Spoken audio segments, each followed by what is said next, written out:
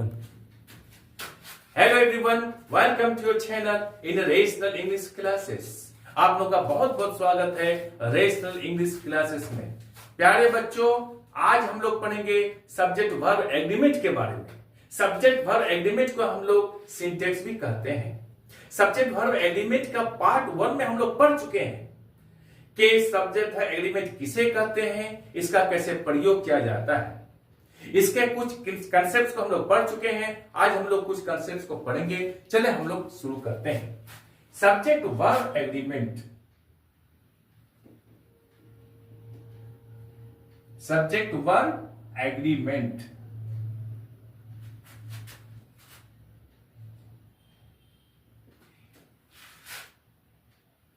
इसको हम लोग सिंटेक्स भी कहते हैं।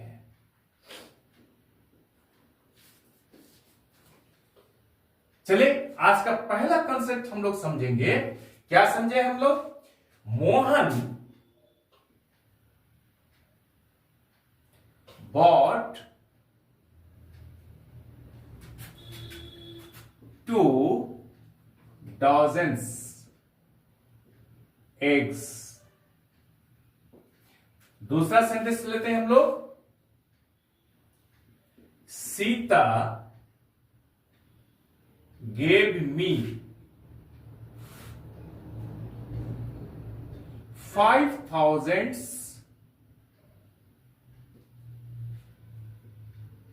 rupees। That's all। अब हम लोग दूसरा कंसेप्ट को समझ लेंगे। हम लोग सेंटेंस लेते हैं। क्या लेते हैं? ये ग्रुप ऑफ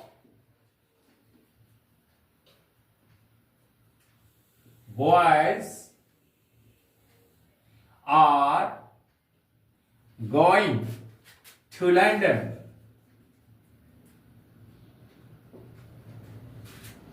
अब हम लोग तीसरा कंसेप्ट को हम लोग समझने के लिए सेंटेंस लेते हैं।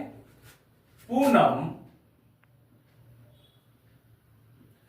with her friends are good. हम लोग चौथा कंसेप्ट को समझने के लिए लेते हैं।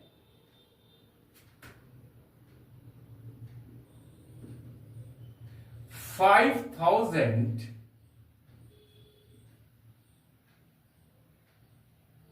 rupees are not a big amount. That's all. अब हम लोग इसको पढ़ते हैं और समझते हैं एक एक करके। पहला concept, Mohan bought 2 dozens eggs. Mohan 2 दर्जन अंडे खरीदे। दूसरा एक सेंटेंस क्या है? Sita gave me 5,000 rupees. Sita मुझे 5,000 रुपए दी। आगे हम लोग पढ़ते हैं ग्रुप ऑफ बॉयज, लड़कों का एक group are going to London. London जा रहा है। Poonam with her friends. Poonam अपने साथियों सहेलियों के साथ आर गुड अच्छी है। अर्थात पूनम भी अच्छी है, उनकी सहेलियां भी अच्छी हैं। 5,000 rupees are not a big amount. 5,000 रुपए अधिक राशि नहीं है। That's all।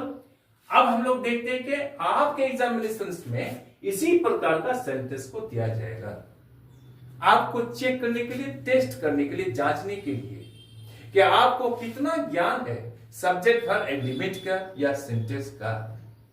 प्यारे बच्चों, ये सारा सेंटेंसेस गलत है। ये भी गलत है। मोहन बॉट 2 डॉजन्स एग्स, ये गलत है। सीता गेव मी 5,000 रुपीज, ये भी गलत है। अब क्यों गलत है, इसका सही क्या होगा, इसके बारे में हम लोग समझेंगे। यहां क्या होगा? मोहन बॉट 2 डॉजन्स नहीं होगा, यहां 2 डॉजन होगा, क्योंकि कंसेप्ट है। क्या कंसेप्ट है? डॉजन, 100, 1000, मिलियन, बिलियन इत्यादि अपने आप में प्लूरल है, इनके साथ एस जोड़कर हम प्लूरल नहीं बनाएंगे। अगर हम प्लूरल बनाते हैं तो सेंटेंस मेरा गलत हो जाएगा। तो इसका सही क्या होगा, हम लोग कैसे बनाएंगे? तो मोहन बॉट 2 dozen eggs। यहां डॉजन्स नहीं होगा, क्या होगा? डॉजन होगा। दूसरा एग्जांपल, सीता gave me 5,000। तो थाउजेंड्स नहीं होगा, यहां पर थाउजेंड होगा, रुपीज। That's all. अब समझ गए? याद है, डॉजन, 100, 1000, मिलियन, बिलियन इत्यादि के साथ एस जोड़कर प्लूरल नहीं बनाया जाता है, ये अपने आप में प्लूरल है। That's all. हां, कभी कभी अगर हम डॉजन, 100, 1000 इत्यादि के साथ अगर एस जोड़कर उन्हें प्लूरल बनाते हैं तो उसका फिर अर्थ बदल जाता है। कैसे? जैसे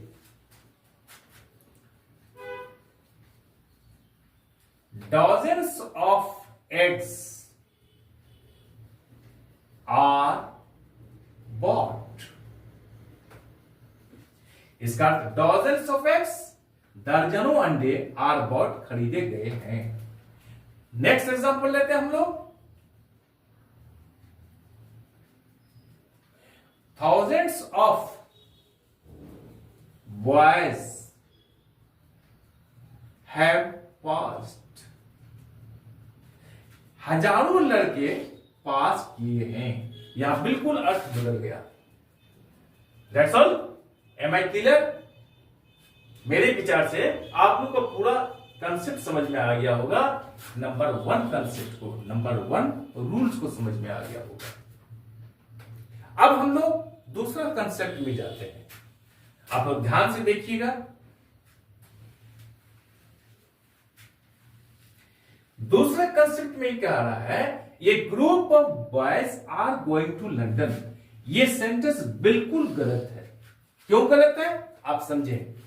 ये ग्रुप ऑफ बॉयज यानी लड़कों का एक समूह, 2 समूह नहीं, एक समूह, ये सिंगुलर है, इसलिए इसके साथ वर्ब भी सिंगुलर होगा। यहां पर इज होगा, आर नहीं होगा, इसलिए ये गलत है। That's all.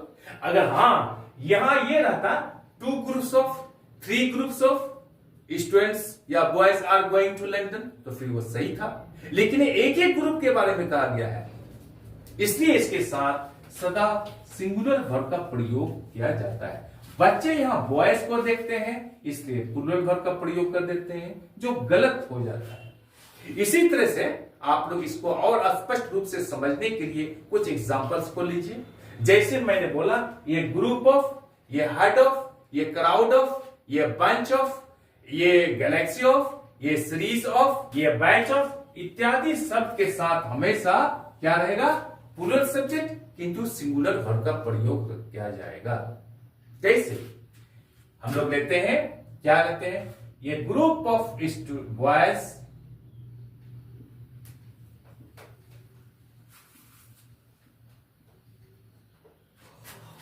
is going to London. क्योंकि विद्यार्थियों का, लड़कों का एक ही ग्रुप है, उसी तरह से हम लोग कहते हैं ये बंच ऑफ कीज यानी चाबियों का एक गुच्छा है, इज देयर, वहां पर है। दूसरा एग्जांपल, ये सीरीज ऑफ, सीरीज का अर्थ था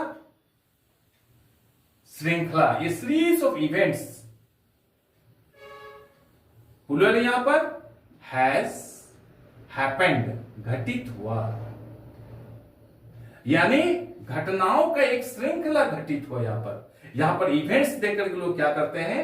हैज, हैव का प्रयोग कर देते हैं, जबकि ये क्या होगा? यहां पर हैज का प्रयोग होगा, सिंगुलर का प्रयोग होगा। That's all. दूसरा एग्जांपल लेते हैं हम लोग, ये set of books is bought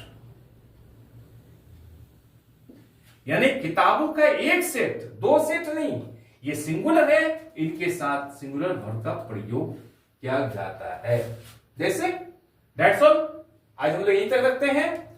अब हम लोग क्या करेंगे, अगला कंसेप्ट को पढ़ेंगे, हम लोग तीसरा कंसेप्ट को पढ़ेंगे। तीसरा कंसेप्ट क्या कह रहा है यहां पर, Poonam with her friends are good. Poonam के साथ साथ उनकी सहेलियां ये अच्छी हैं। ये सेंटेंस गलत है। इसका सही क्या होगा, या इसका सही होगा या इसका प्रयोग होगा। इसका प्रयोग क्यों होगा, इसलिए होगा यदि दो subjects with, together with, accompanied by इत्यादि शब्दों से जुड़े हुए हों तो इन शब्दों के पहले आए हुए सब्जेक्ट के अनुसार वर्ब सिंगुलर या प्लूरल होगा। जैसे पूनम यहां पर है, यहां पर विथ है और इससे जोड़ा गया हर फ्रेंड्स को, तो यहां पर नियम कह रहा है कि यहां पर दो सब्जेक्ट अगर जुड़े हुए हों तो इनके पहले, इन शब्दों के पहले आए हुए सब्जेक्ट के अनुसार वर्ब यहां सिंगुलर या प्लूरल होगा। तो पूनम विथ हर फ्रेंड्स, यहां पर विथ के पहले पूनम आया है, ये सिंगुलर है, इसलिए यहां पर इसका प्रयोग होगा, न कि आर लिखेंगे। बच्चे यहां क्या करते हैं, फ्रेंड्स को देखते हैं प्लूरल, इसलिए वहां पर वो क्या कर देते हैं, प्लूरल का प्रयोग कर देते हैं, जो गलत है। तो क्या होगा, Poonam with her friends is good। हम लोग नेक्स्ट एग्जांपल लेते हैं, द स्टूडेंट्स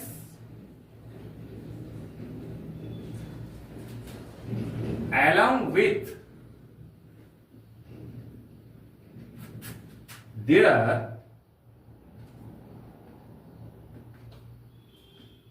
प्रिंसिपल। यहां स्टूडेंट्स है, along with यहां पर है, यहां देयर प्रिंसिपल है, यह सिंगुलर है, यह प्लूरल है। तो along with के पहले जैसे सब्जेक्ट हो, जैसा सब्जेक्ट होगा वैसा यहां वर्ब होगा।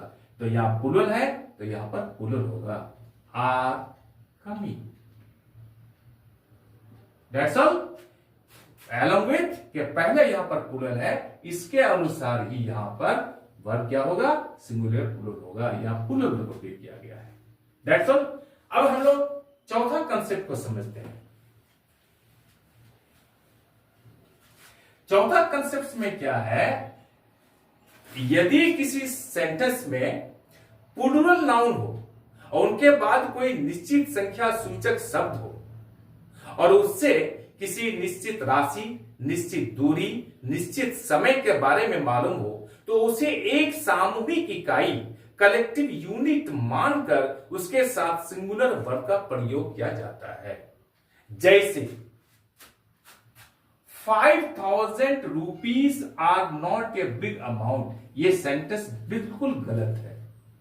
यहां का क्या होगा कि 5,000 रुपीज को हम लोग एक सामूहिक इकाई मानते हैं और उसके एक सामूहिक इकाई मानते हैं, वो सिंगुलर होता है, इसलिए वर्ब भी सिंगुलर होगा। यहां पर आर का प्रयोग किया गया है जो गलत है। तो इसका सही रूप होगा 5,000 rupees is not a big amount. That's all. यहां 5,000 रुपीज को एक सामूहिक इकाई माना गया है, इसलिए यहां इज का प्रयोग किया गया है, इज यानी सिंगुलर का प्रयोग किया गया है।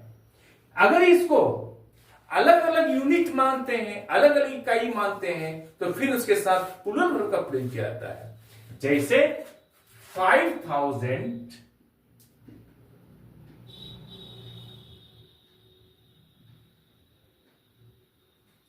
rupees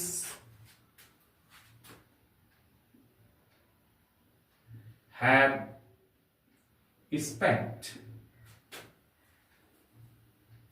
यहां पर हम लोग have been spent, यानी 5,000 रुपीज हम लोग अलग अलग उसको हिसाब देते हैं, एक 1000, 2000, 3000 उसको अलग अलग करके अगर हम मानते हैं तो फिर वो क्या होगा, यहां पर हैव का प्रयोग होगा, प्लूरल सब्जेक्ट का, प्लूरल वर्ब का प्रयोग होगा, क्योंकि उसको अलग अलग यूनिट माना गया है। ठीक उसी तरह से एक एग्जांपल लेते हैं हम लोग, 20 kilometres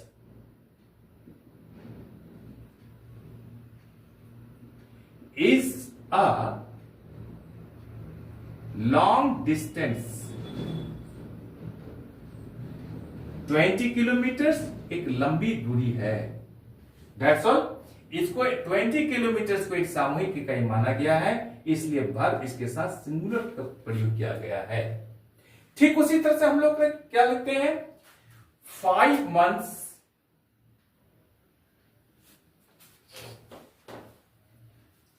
is not a long time। 5 months is not a long time। 5 महीना ज्यादा समय नहीं है।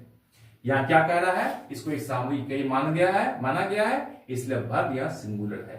यदि इनको अलग अलग यूनिट मांगते हैं तो फिर क्या होगा, वर्ब प्लूरल होगा। जैसे 3 months